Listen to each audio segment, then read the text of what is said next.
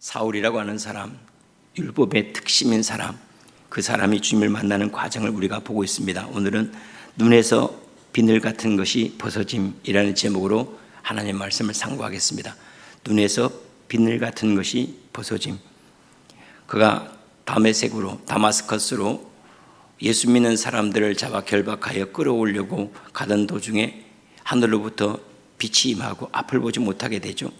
그리고 주님의 음성을 듣지 않습니까? 그리고 주님께서 그에게 아나니아를 준비시켜서 그에게 안수하도록 하셨는데, 안수할 때 그의 눈이 뜨인 거예요. 그 눈이 뜨는 과정을 오늘 뭐라고 얘기를 한 거예요? 그가 안수하여 말하기를, 형제 사울아, 주고 내가 오는 길에서 나타나시던 예수께서 나를 보내어 너로 다시 보게 하시고 성령으로 충만하게 하신다 하고 딱 선포하는 게 매우 중요해요. 선포라는 것은 확정적으로 드러나게 합니다. 주님께서 손을 내밀라, 주님께서 마음으로 가만히 이렇게 하시지 않냐고 내밀라 할 때 의사소통이 된 거죠. 의사소통이 됐다는 말은 여기에서 가지고 있는 뜻이 저쪽에서 이루어지는 거예요. 이렇게 선포해낼 때 하나님의 능력이 나타납니다. 그래서 우리가 믿음의 이 확정적인 은혜를 누리기를 원하면 믿음 안에는 동의가 있어야 하고, 인정하는 것, 그리고 시인하는 것, 마지막에 선포해내는 게 필요합니다. 우리가 주님께서 우리에게 행하신 일들, 그들을 우리가 인정해야 하잖아요. 그래서 인정하는 게 먼저죠. 주님께 나를 사랑하십니다 하는 인정이 있고, 그 다음에 주께서 제 안에 행하시고자 하는 그 일에 저도 함께 참여하기를 원합니다 동의가 있고, 그 다음에 그것을 입으로 시인해내야 돼요. 사람이 마음으로 믿어 의에 이르고 입으로 시인하여 구원에 이르느니라 말씀하신 대로 입으로 시인하고, 그 다음에 선포하는 것들은 그것이 확정적으로 이루어지게 해요. 그래서 선포하는 것은 매우 중요합니다. 비가 내리라 할 때 비가 내리고 그치라 할 때 그쳐요. 그래서 믿음의 선포는 매우 중요합니다. 그래서 축복 기도 같은 경우는 대부분 선포예요. 주께서 내게 은혜 베푸시기를 원하노라, 주께서 평안하게 하시기를 원하노라, 내게 은혜가 있을지어다 하고 전부 다 선포예요. 아얄론 골짜기에 머물라 하는 이런 것도 다 선포예요. 이 선포하는 그런 믿음의 능력들이 우리에게 많아지면 참 좋겠다 하는 생각이 듭니다. 그때 즉시 사울의 눈에서 비늘 같은 것이 벗어졌어요. 그러니까 눈을 막고 있던 것들이 벗어지고, 그리고 일어나 세례를 받게 되었다 하는 말씀입니다. 소경이 눈을 뜬 거죠. 이 사울은 영적 소경이었던 거예요. 그는 율법밖에 몰랐던 거예요. 그는 율법과 제사장 제도가 다스리는 그러한 나라가 전부인 줄 알았어요. 그리고 그것만 잘하면 하나님의 사랑을 입는 것이고, 그것을 잘하는 것이 하나님의 뜻이라고 여겼던 거죠. 그러니까 율법과 제사장이 다스리는 나라였어요. 그런데 그게 눈이 열리고 나니까 하나님이 직접 다스리는 나라라는 것을 알게 된 거예요. 그러니까 눈을 가리고 있던 것들, 사실은 우리도 이 비늘 같은 것들이 우리를 늘 막고 있습니다. 우리는 그것들을 보통 뭐라고 하면 선입관 또는 편견이라는 것들이 있죠.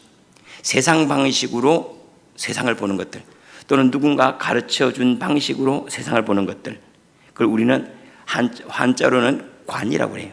세계를 보는 눈, 관, 사회를 보는 사회관, 경제를 보는 경제관, 인간을 보는 인생을 보는 인생관, 뭐 이런 관이라는 말을 많이 쓰지 않습니까? 우리는 어차피 하나의 세상을 다 받았어요. 하나의 나무가 있지만은 우리 각자의 마음에 심겨진 나무는 각자 다 다른 거 알죠? 저기 우주 가운데 떠 있는 태양은 하나지만은 우리 마음에 비춰 있는 태양은 각자 다 달라요. 어떤 사람은 태양이 없이 사는 사람도 있어요. 하루를 지나면서 태양을 의식하지 못하는 사람은 그 마음에는 태양이 없어요. 그의 인생에도 태양이 없어요. 하늘엔 달이 하나죠. 그런데 여기 안에 비치는 달은 여러 개일 수도 있어요. 별도 마찬가지입니다. 내 마음에 우리는 그러면 저 하늘의 별과 하늘의 달과 하늘의 해를 가지고 살아가는가, 아니면 내 마음의 하늘과 마음의 별과 그리고 마음의 해를 가지고 살아가는가?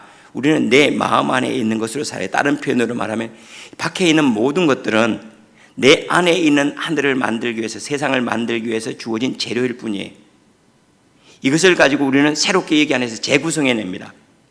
그래서 어떤 사람의 마음 안에는 꽃이 활짝 핀 봄날을 살아가는 사람이 있는가 하면, 어떤 사람 안에는 늘 먹구름이, 분명히 하늘에 태양이 떠있는데 마음에는 먹구름이 꽉 끼어서 칠흑같이 어둠 속에서 방황하는 사람들도 있어요. 그러니까 우리는 각자 다 하나의 세상을 받은 거예요. 우리는 똑같은 태양을 보고 똑같은 달을 본다 그렇게 하지만은 눈으로는 그렇게 보지만 마음으로는 그렇게 안 봐요. 그럼 눈으로 보는 세상을 살아갈까요? 마음으로 보는 세상을 살아갈까요? 그럼 우리는 마치 양파를 먹을까요? 양파로 요리가 된 그 음식을 먹을까요? 하고 마찬가지예요. 직접 먹지는 않죠. 그것이 요리된 것을 먹어요. 밖으로부터 들어온 그 모든 재료를 가지고 우리가 살아갈 세상을 우리가 만듭니다. 내가 만들어갈 그 세상을 어떻게 만드는가, 이것이 매우 중요한데, 사실은 사울이라고 하는 이 사람은 율법으로만 꽉 만들어져 있는 거예요. 아침부터 저녁까지, 그리고 율법만 잘 지키면 되는 걸로, 그리고 율법과 선지자와 그리고 제사장이 다스리는 그 나라가 전부인 줄 알았어요. 그런데 나중에 눈을 뜨고 보니까 성령의 충만함을 입었다 그랬어요. 성령이 다스리는 하나님의 마음이 각 사람에게, 하나님의 생명이 각 사람에게 소원으로 가고, 하나님의 능력이 각 사람에게, 선지자에게 임한 것처럼 각 사람에게 임하는 그러한 세상이 있다는 것에 눈을 뜨게 된 거예요. 완전히 새로운 눈을 뜨게 된 거죠. 조금 더 말씀을 상고하겠습니다. 편견과 선입관에 대해서는 우리가 잘 아는 베이컨이라고 하는 영국의 철학자는 이걸 우상이라고 얘기했어요. 우상. 그래서 우리는 보통 세상에 대해서 이때 우상이라고 막 경배하는 우상이 아니라 잘못된 상이라는 뜻이에요. 잘못된 상을 가지게 하는 네 가지 우상이 있는데, 먼저는 첫 번째는 종족의 우상이라고 그랬어요. 이건 뭐냐면은 우리의 감정이나 우리의 감각이 우리를 그릇되게 만들 수 있다는 거예요. 우리가 감정적이거나 우리가 감각하는 게 우리를 속일 수 있다는 거예요. 우리는 내가 감각하거나 내가 느끼고 있는 게 진리라고 생각하잖아요. 내가 슬프다고 여기는 게 진짜 슬픈 줄로 알잖아요. 내가 기쁘다고 여기는 게 진짜 기쁜 줄로 알잖아요. 그런데 이 사건은 기쁘거나 슬픔이 아니에요. 어떤 사람은 똑같은 것을 보고 통쾌하다라고 말하는데, 어떤 사람은 슬프다라고 말하잖아요. 우리가 이번에도 홍수가 났어요. 어떤 사람은 뭐라고 해요? 다행이다 그래요. 자기에게 재난이 안 와서. 어떤 사람은 슬퍼요. 자기에게 재난이 와서. 똑같은 것을 보고 감각하는데 이것이 사실을 얘기하는 게 아니라는 거예요. 그래서 자기 자신을 속일 수가 있어요. 우리는 내가 감각하면 이건 나에게는 사실이라고 얘기하는, 그렇지 않을 수가 있다는 거죠. 그래서 이 종족의 우상은 감정이나 감각이 그릇 판단할 수 있도록 한다는 거예요. 두 번째로는 동굴의 우상이라고 했습니다. 이 동굴의 우상은 마치 동굴에 갇힌 것처럼 우리 머리로 지식으로 판단하고 결정하는 것들이 있죠. 그러니까 지식이나 판단들이 그릇될 수가 있다는 거예요. 그래서 자기가 판단하고 자기가 가지고 있는 이 지식들, 우리가 가지고 있는 지식들이 있잖아요. 여기 습득했던 지식들, 이게 진짜일까요? 우리가 가지고 있는 이 지식들이 진짜일까? 정말로 진짜라는 말보다 진리일까? 사실일 수는 있어요. 그러나 진리는 아닐 수가 있어요. 그래서 이런 것들을 보통, 그럼 도대체 이것도 아니고 저것도 아니고 막 이렇게 해체시켰던 과정들이 있어요. 불주로 철학자들이 그런 과정들을 하죠. 그럼 이것도 사실이 아니고 저것도 사실이 아니고 사실이 아니거든. 지난번에 제가 페이스북에 올라온 글이라고 해서 이렇게 대답했던 적이 있다고 그랬죠. 하이데거의 해체론이나 그리고 데카르트의 이 의심이나 예수님께서 하신 말씀, 자기를 부인하고 하는 그 부인과 해체와 의심이라고 하는 것은 사실 같은 맥락에서 이해할 수 있다, 이런 얘기를 했어요.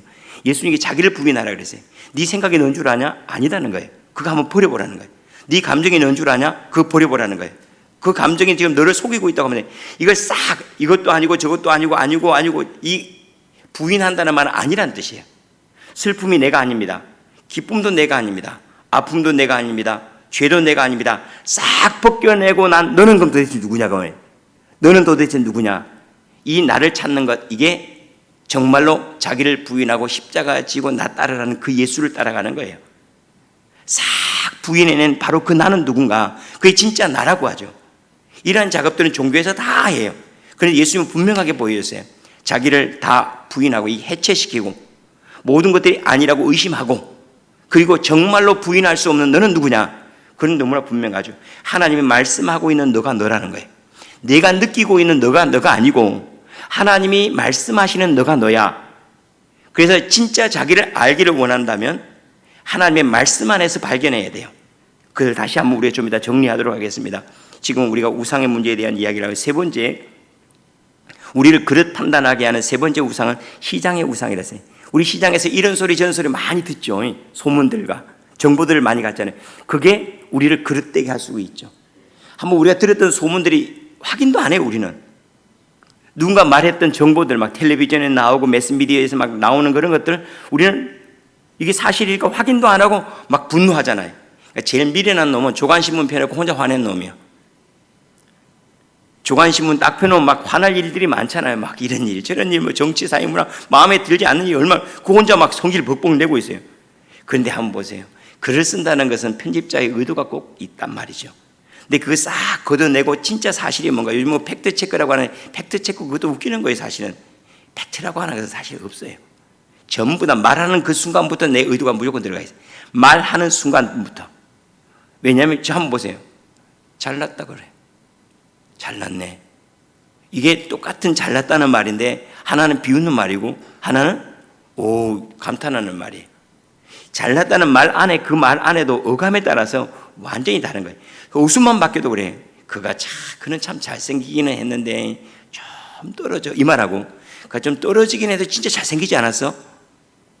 동일한 사건을 앞에 두고 뒤에 두게 되면 완전히 다른 이야기예요. 그러니까 그런데도 불구하고 이것이 막 사실이냐 아니 막 이런 거 해가지고 교회도 이것 때문에 막 어지러운 경우가 참 많아요.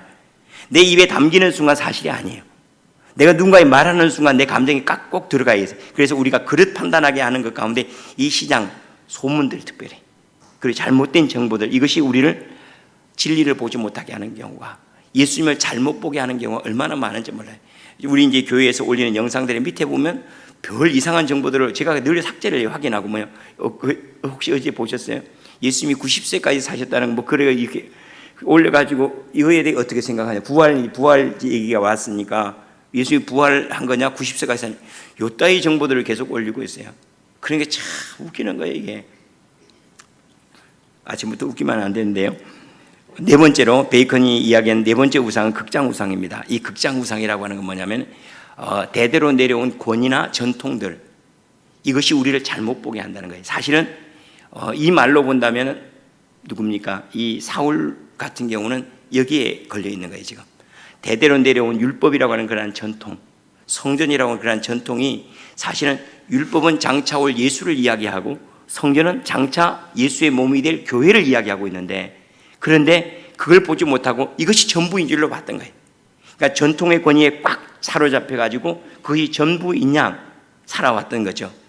그러면 이렇게 그릇된 편견 이것이 왜 그렇게 위험하냐 하면 사실은 우리의 대부분의 분노가 어디에서 온 거면 여기에서 와요. 잘못된 정보나 그릇된 판단이 나를 막 화나게 막 분노하게 하고 미워하게 하고 경쟁하게 해요. 그러니까 우리의 대부분 좋지 않은 모든 것들이 거의 모든 것들이 어디에서 오면 잘못된 판단에서 오는 거예요. 우상에서 온다고 할 수가 있겠죠. 뿐만 아니라 하나님께서 우리에게 주신 모든 복을 이게 왜곡되게 해서 화로 받게 만들어요. 하나님 내게 친구로 보낸 사람을 경쟁자로 만드는 경우가 많아요. 우리가 우리나라 지금 우리 시장 경제 안에 있는 것도 마찬가지예요. 지금은 뭐 우리가 친구 국가라고 하는 건 없어요. 그냥 내가 이용할 수 있는 국가냐, 내가 이용할 수 있는 사람이냐 이런 것만 있지. 그러니까 전부 다 이러한 전통 아래서 경쟁자밖에 없는 거예요. 동역자라고 하는 게 있을 수가 없는 거예요. 그렇게 왜곡돼서 돌아가는 거예요. 뿐만 아니라 잘못된 정보는 우리 마음에 먹구름을 꽉 끼게 합니다. 다시 말하면 소망이 없어요. 소망과 장래가 없다라고 말하겠죠. 그러니까 그릇된 판단으로 꽉 차 있기 때문에 여기는 소망이 전혀 없어요. 뿐만 아니라 우리에게 주신 쉼을 복을 짐으로 여기게 하는 경우가 참 많습니다. 우리가 하면 날개가 되는 일들이 많습니다. 그게 뭐냐면 인생의 값어치 있게 하는 일들은 의미 있는 일들이 많죠. 봉사하거나 누군가를 사랑하거나 섬기는 것들은 짐이 아니에요. 이 일을 할 때 사람들은 인생의 가치를 느껴요. 행복해져요. 그런데 세상은 이것을 전부 다 경제적인 문제로 내려가 짐을 만들어내는 거예요. 얼마나 힘들어, 얼마나 피곤해, 얼마나 버거워. 대단해. 너무나 힘든 건 너 어떻게 했어? 힘든 게 어떻게? 야, 너 그 일을 할 때 행복했지? 이렇게 물어야 되는 거거든요. 너 그 일을 할 때 얼마나 행복했어? 이렇게 얘기를 해요. 목사님들이 저는 막 짜증날 때가 언제 막 목사님들 막 이런 설교를 막 들으면 여러분 우리가 인생 살기 너무 힘들지 않습니까? 벌써 딱 세상을 뭐로 보게 만들어요? 힘들게 보게 만들어 놓고 설교를 하는 거예요. 세상이 너무 좋지 않아요? 너무 행복하지 않습니까? 주님이 곳곳에서 우리를 움직이고 계시잖아요. 벌써 우리 마음이 세상을 어떻게 보느냐를 벌써 말 한마디가 만들어내는데도 불구하고 그렇게 확 먹구름을 끼워놓고 그 다음에 막 설교를 해내는 거예요. 그래도 우리는 기도해야 되지 않습니까? 기도가 얼마나 이제 힘들어요. 이제 먹구름을 꽉 끼워놓고 그게 혼자 기도하기 얼마나 힘들어요. 얼마나 버거워요. 여러분 주님께서 옆에 계시면서 우리가 말씀하시는데 우리의 기도는 얼마나 행복합니까? 그분과 속삭이는 건데 그분과 사귀는 건데 얼마나 행복해요. 우리의 귀가 열리고 마음이 열리고 세상이 열리면 온통 천사들이 우리를 돕고 있는데 그 세상은 얼마나 힘이 있습니까? 완전히 살아가는 세상이 너무나 다른 거예요. 이렇게 잘못된 것들이 설교라는 이름으로 심지어는 성경에 대해 해석이라는 이 사울인 거예요. 사울이. 결국 그게 뭘 주겠죠? 예수님을 스스로 예수님이 말씀해 너는 나를 박해하는 자라 그랬더래. 그래서 예수님을 박해한다는 말이 사실 예수님을 박해할 일이 뭐가 있어요? 예수님이 이미 승천해 있는 상황인데 그 얘기가 아니죠. 예수님의 일들이 일어나지 않도록 하는 거예요. 이것들이. 우리 가운데 주님의 구원이 나타나지 않도록 만드는 거예요. 성경의 이름으로 마음을 어둡게 하지 마세요. 주님이 오신 이후로는 우리에게 그림자도 없고 어둠도 없어요. 우리에게 주신 고난이라고 자꾸 힘들다고 막 버겁다고 어렵다고 얘기하지 마세요. 믿음으로 다시 한번 보세요. 그래서 우리가 이러한 잘못된 편견이나 선입관들 또는 우상이라고 말할 수가 있겠죠. 여기에서 벗어나기 위해서 우리는 어떻게 세상을 보아야 되는가? 첫 번째로는 온 세상이 하나님의 주권과 사랑으로 이루어지고 있다는 사실을 믿음으로 받아야 됩니다. 하나님께서 모든 것의 주인 되심과 그리고 온 세상이 하나님의 뜻대로 여전히 이루어지고 있어요. 악이 있어요. 힘든 일도 있겠죠. 버거운 일도 있겠죠. 겨울도 있고 여름도 있고 가을도 있어요. 그러나 이 모든 것들이 뭐 안에서요? 하나님이 통제하고 계시고 이게 주권이에요. 하나님 모든 걸 적절하게 통제하시면서 그 가운데 나중에 보니까 겨울이 중요한 것도 아니고 여름이 중요한 것도 아니고 그 가운데 같이 자라고 있는 씨앗이 중요한 것이에요. 이게 그 가운데 꽃이 피고 열매가 되고 자라나고 있는 그 나무가 중요한 거예요. 이걸 잃어버리면 안 된다는 거죠. 그 가운데 여전히 주님이 일하고 계십니다. 늘 인정해 주님 이 가운데 너희 가만히 여호와의 구원을 가만히 있어 여호와의 구원을 보라. 옳습니다. 주님 지금 이 가운데 일하고 계시죠. 간섭하고 계심을 감사합니다. 그리고 그 일들이 여전히 하나님의 뭐죠? 하나님의 분노 아래 이루어진 것이 아니라 하나님의 사랑 안에서 여전히 제게 이 일들이 이루어지고 있음을 믿습니다. 제가 지금 보기에는 고난 같으나 주님께서 저를 성숙시키기 위하여 저를 바꿔가고 계신 주님 감사합니다. 주님 이 일 이후에 올 주님의 세상이 어떤 세상입니까? 모든 것들을 빛으로 바꿔낼 수 있는 것은 하나님의 주권과 하나님의 사랑이에요.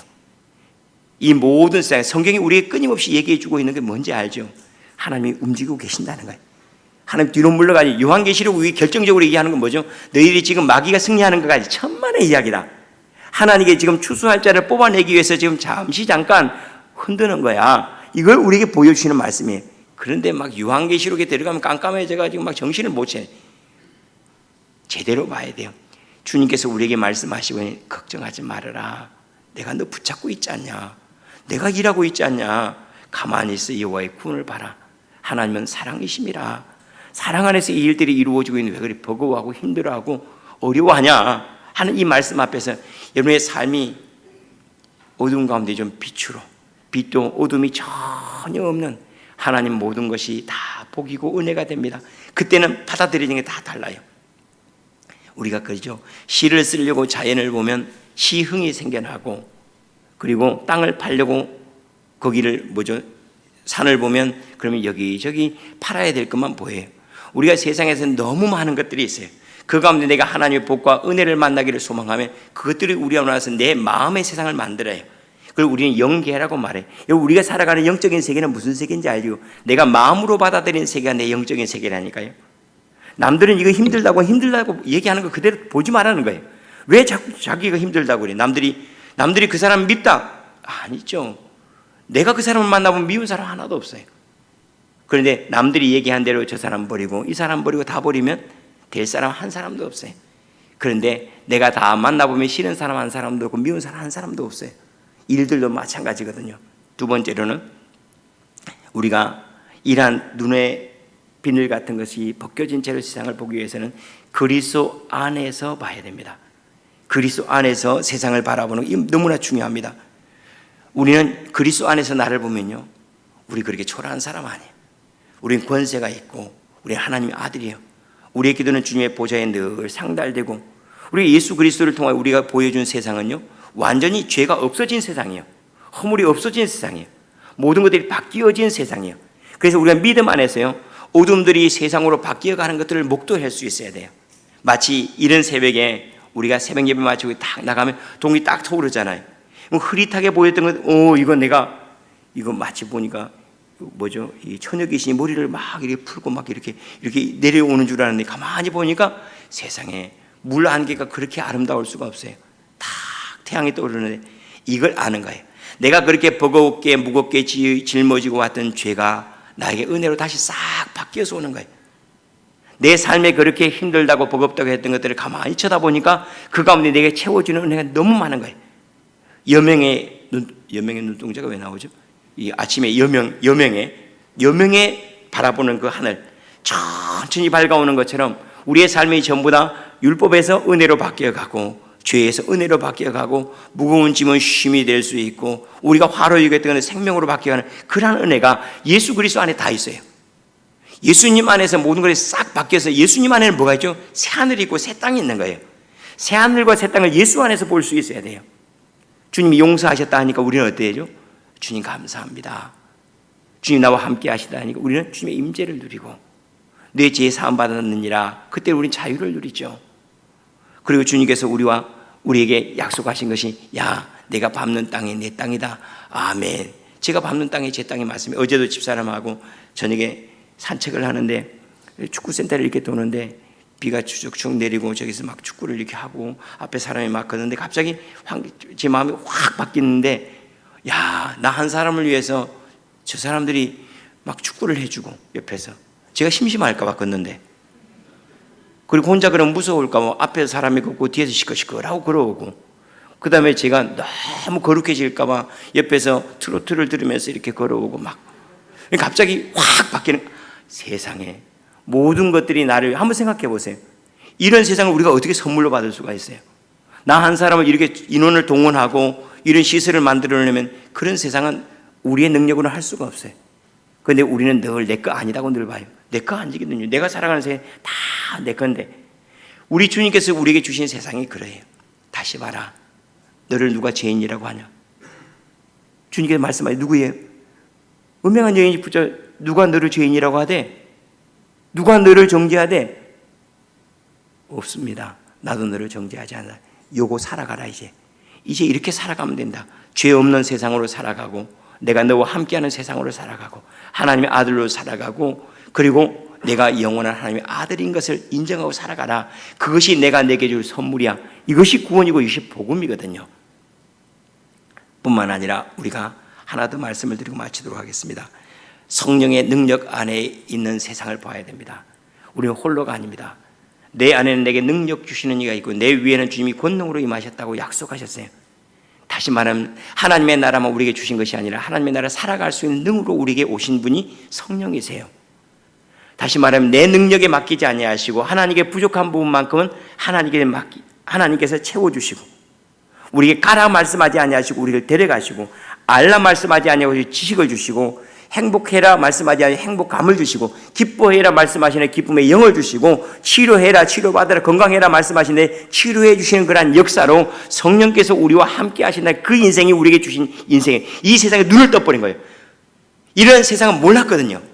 율법을 잘 지켜야 구원을 받고 하나님께 어떻게 해야지 내가 성전에 들어가서 예배를 드려야지 하나님이 기뻐하는 줄 알았는데 눈을 딱 열고 보니까 나를 돕는 능력이 있고 예수 그리스도에 내가 이미 사함받은 이미 성전 저 이후에 성전이 되어야 할 존재인 것을 알게 된 거예요.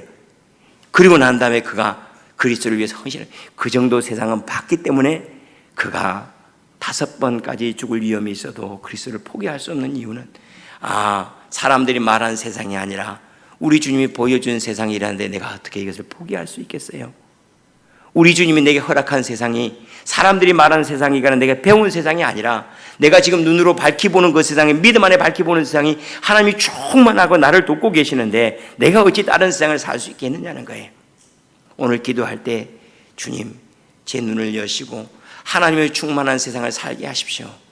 제 안에 하나님의 능력의 도우심이 있고 제 밖에는 주님의 지원 명철이 가득하고 주님의 권능이 임하는 그 세상에 제가 있음을 주여 알게 하십시오. 근데 감사하게도 언제 그가 눈이 뜨니 성령이 충만함에 그랬어요. 성령 충만하게 하시니라 딱 그런 순간에 언제냐면 우리가 하나님의 영으로 충만해지면 이렇게 경이로운 세상들이 보이기 시작해요. 그때 우리가 성령 충만하면요 태양이 너무 좋아요. 달이 너무 좋아요. 모든 것들이요 그대로인데 내 안에 들어올 때 완전히 새롭게 들어와요. 이제 언제요? 성령 충만할 때 믿음의 눈이 열리고 하나님의 영으로 충만해서 받아들이는 모든 것들이 복으로, 빛으로, 영광으로 하나님께서 우리에게 허락하신 분복으로 채워지는 그러한 삶이 되기를 축원합니다. 기도하겠습니다.